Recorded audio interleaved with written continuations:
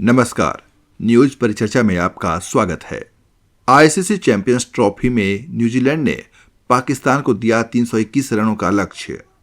राहुल गांधी की नागरिकता रद्द करने की मांग, सुब्रमण्यम स्वामी की याचिका पर अब 26 मार्च को सुनवाई। Army chief general Upendra Dwivedi का बयान, सेना को राजनीति में नहीं घसीटा जाना चाहिए। तेजस्वी की मांग पर जेडीयू का पलटवार, कहा घोटाले में शामिल लोगों को नहीं दिया जाता भारत रत्न। परिचर्चा अब विस्तार से। आईसीसी चैंपियंस ट्रॉफी 2025 के पहले मुकाबले में न्यूजीलैंड ने मेजबान पाकिस्तान को 321 रनों का लक्ष्य दिया। कराची में खेले जा रहे मैच में पाकिस्तान ने टॉस जीतकर पहले फील्डिंग चुनी। पहले बल्लेबाजी करते हुए न्यूजीलैंड की टीम ने निर्धारित 50 ओवर खेलकर 5 विकेट गंवा दिए और इस पर 320 रन बनाए। न्यूजीलैंड की ओर से विल यंग और टॉम लैथम ने शतक बनाया। उत्तर प्रदेश के मुख्यमंत्री योगी आदित्यनाथ ने विधानसभा में संगम के पानी की गुणवत्ता पर उठाए जा रहे सवाल पर प्रतिक्रिया दी। मुख्यमंत्री योगी आदित्यनाथ ने संगम के पानी को स्नान करने के साथ साथ पीने के लायक भी बताया। उन्होंने कहा, गंगा जी हो या यमुना जी हो, उसके आसपास के सभी पाइपों और नालों को टैप कर दिया गया है और पानी को शुद्ध करने के बाद ही छोड़ा जा रहा है। उन्होंने कहा कि उत्तर प्रदेश प्रदूषण नियंत्रण बोर्ड वहां पर लगातार जल की मॉनिटरिंग करता है और उसकी गुणवत्ता को बनाए रखने के लिए काम करता है। मुख्यमंत्री योगी आदित्यनाथ ने कहा कि आज की उनकी रिपोर्ट के मुताबिक संगम के पास BOD यानी बायोकेमिकल ऑक्सीजन डिमांड की मात्रा और डिसॉल्व्ड ऑक्सीजन की मात्रा मानकों के अनुरूप है। इसका मतलब है कि संगम का जल स्नान करने लायक और आचमन करने के भी लायक है। विपक्ष पर तंज कसते हुए योगी आदित्यनाथ ने कहा कि जो लोग इसका दुष्प्रचार कर रहे हैं उन सबको इस बात को देखना चाहिए। कांग्रेस सांसद राहुल गांधी की भारतीय नागरिकता रद्द करने की मांग वाली याचिका पर अब अगली सुनवाई 26 मार्च को होगी। पूर्व केंद्रीय मंत्री और बीजेपी नेता सुब्रमण्यम स्वामी ने इस मामले में याचिका दायर की है। याचिका में गृह मंत्रालय को राहुल गांधी की नागरिकता रद्द करने का निर्देश देने की मांग की गई है।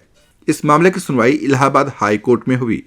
हाईकोर्ट में सुनवाई के दौरान सुब्रमण्यम स्वामी ने कहा, भारत सरकार ने राहुल गांधी को कारण बताओ नोटिस जारी कर उनकी ब्रिटिश नागरिकता के बारे में स्पष्टीकरण मांगा था, लेकिन राहुल गांधी ने अभी तक इसका कोई जवाब नहीं दिया है। वहीं केंद्र सरकार की ओर से पेश वकील ने कहा कि कोर्ट इस मामले की सुनवाई करने के अधिकार क्षेत्र पर रोक नहीं लगाता है। अब कोर्ट इस मामले की अगली सुनवाई 26 मार्च को करेगी। आंध्र प्रदेश के श्रीशैलम मंदिर के बाहर गैर हिंदुओं को दुकान खोलने और चलाने के आवेदन पर रोक का मामला बुधवार को सुप्रीम कोर्ट में सुनवाई हुई। रोक लगाने के आंध्र प्रदेश सरकार के फैसले पर सुप्रीम कोर्ट ने रोक लगाई। हालांकि सुप्रीम कोर्ट ने बाजार के नवीनीकरण और संचालन के लिए टेंडर प्रक्रिया को जारी रखने की अनुमति को बहाल रखा। जस्टिस अभय एस ओका की अध्यक्षता वाली बेंच ने श्रीशैलम मंदिर की दुकानों के मामले में सुनवाई करते हुए कहा कि हमें इस बात की गारंटी चाहिए कि आप इस सरकारी आदेश पर कोई कार्रवाई नहीं करेंगे। सुप्रीम कोर्ट ने कहा कि सरकार का आदेश गैर हिंदुओं को मंदिर के पास दुकानों के लिए आवेदन करने और किए गए आवेदनों पर विचार किए जाने से रोकता है। ऐसे में फिलहाल ये उचित होगा कि इस पर रोक लगाई जाए। बिहार के मुख्यमंत्री नीतीश कुमार की पार्टी जनता दल यूनाइटेड ने राष्ट्रीय जनता दल नेता तेजस्वी यादव पर तंज कसा है। जेडीयू ने कहा कि लालू प्रसाद को भारत रत्न देने की वकालत करना हास्यास्पद है, क्योंकि यह सम्मान घोटाले में शामिल लोगों को नहीं दिया जाता।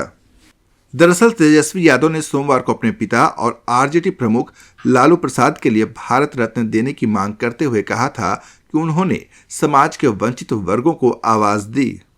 भारतीय सेना प्रमुख जनरल उपेंद्र द्विवेदी ने रक्षा बलों को राजनीतिक लड़ाई में शामिल करने पर अपनी आपत्ति जताते हुए कहा कि सेना का नाम राजनीति में नहीं घसीटा जाना चाहिए।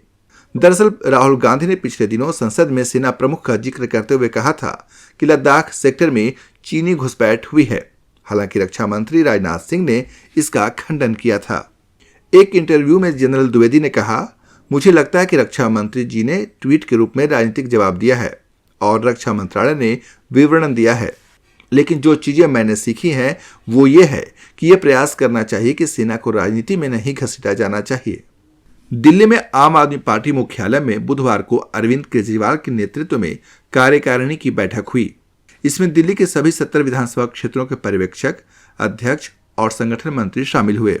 इस दौरान सभी ने अपने अपने विधानसभाओं की मौखिक रिपोर्ट सामने रखी। आम आदमी पार्टी के दिल्ली प्रदेश अध्यक्ष गोपाल राय ने बताया कि बैठक में तय किया गया कि संगठन के पुनर्गठन से पहले सभी पदाधिकारी अगले 10 दिनों में चुनाव में अपनी भूमिका पर रिपोर्ट पेश करेंगे। इस रिपोर्ट के आधार पर आम आदमी पार्टी के राष्ट्रीय संयोजक अरविंद केजरीवाल से चर्चा करके नए सिरे से संगठन का पुनर्गठन किया जाएगा। जिन्होंने सकारात्मक काम किया है उन्हें जिम्मेदारी दी जाएगी और जिन्होंने नकारात्मक भूमिका रही है उन पर कार्रवाई होगी। गोड्डा से नई दिल्ली जाने वाली साप्ताहिक ट्रेन को गिरिडीह में रोक दिया गया। न्यू गिरिडीह रेलवे स्टेशन पर लोगों ने ट्रेन के सामने प्रदर्शन किया और रेलवे के खिलाफ जमकर नारेबाजी की। नारेबाजी करने वाले यात्रियों में कई यात्री ऐसे भी थे जिनमें से कुछ ने 52 दिन पहले ही प्रयागराज के लिए इस ट्रेन की एसी बोगी और जनरल बोगी में अपनी सीट रिजर्व करा ली थी। बुधवार दोपहर जैसे ही ट्रेन प्लेटफॉर्म पर पहुंची, यात्री अपनी रिजर्वेशन वाली सीट वाले बोगी में जाने के लिए गेट खोलने लगे, लेकिन अंदर से बंद गेट नहीं खोला गया। इसके बाद लोग भड़क उठे। बार बार रिक्वेस्ट करने के बाद भी बोगी का गेट नहीं खोला गया तो यात्री ट्रेन के सामने पटरी पर बैठ गए और नारेबाजी करने लगे। केंद्रीय मंत्री जीतन राम मांझी प्रयागराज पहुंचे, जहां उन्होंने महाकुंभ में संगम तट पर परिवार समेत गंगा स्नान किया। साथ ही देशवासियों के कल्याण की कामना भी की। वहीं झारखंड बीजेपी प्रदेश अध्यक्ष बाबूलाल मरांडी ने भी महाकुंभ में स्नान किया। धर्मगुरु पोप फ्रांसिस के दोनों फेफड़ों में निमोनिया हो गया है और उनकी हालत स्थिर बनी हुई है। वेटिकन ने ये जानकारी दी। 88 वर्षीय पोप फ्रांसिस को सांस संबंधी संक्रमण के कारण अस्पताल में भर्ती कराया गया। पाकिस्तान के बलूचिस्तान के बरखान जिले में एक यात्री बस पर अज्ञात हमलावरों ने गोलीबारी की। इसके बाद हमलावरों ने लोगों को बस उतारकर उनकी हत्या कर दी। यह हमला मंगलवार और बुधवार की दरमियानी रात को हुआ।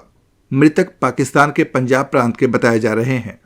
अमेरिका के राष्ट्रपति डोनाल्ड ट्रंप ने भारत में मतदान प्रतिशत बढ़ाने के लिए दी जाने वाली आर्थिक मदद रोकने के फैसले पर अपनी प्रतिक्रिया दी है। अमेरिकी राष्ट्रपति ट्रंप ने कहा, हम भारत को $21 मिलियन क्यों दे रहे हैं? उनके पास बहुत पैसा है। भारत दुनिया में सबसे ज्यादा टैक्स लगाने वाले देशों में से एक है। हम मुश्किल से वहां पहुंच सकते हैं क्योंकि उनके टैरिफ बहुत ऊंचे हैं। ट्रंप ने कहा कि वो भारत और प्रधानमंत्री नरेंद्र मोदी का बहुत सम्मान करते हैं और वो 2 दिन पहले ही यहां से गए हैं, लेकिन वोटर टर्न आउट के लिए $21 मिलियन क्यों देना? दरअसल अमेरिका के नए सरकारी विभाग और अरबपति एलन मस्क के नेतृत्व वाले डिपार्टमेंट गवर्नमेंट एफिशिएंसी यानी DOGE ने विभिन्न देशों को दी जाने वाले अमेरिकी मदद रोकने की घोषणा की थी। इस घोषणा में भारत में मतदान को बढ़ावा देने के लिए दिए जाने वाले फंडिंग भी शामिल थी। परिचर्चा समाप्त हुई। नमस्कार। अगर आपको हमारा ये वीडियो पसंद आया हो तो हमारे यूट्यूब चैनल को सब्सक्राइब करें, वीडियो को लाइक करें, शेयर करें और कमेंट जरूर करें। हमें आपके कमेंट का इंतजार रहेगा। मिलते हैं अगली परिचर्चा के साथ। तब तक के लिए नमस्कार।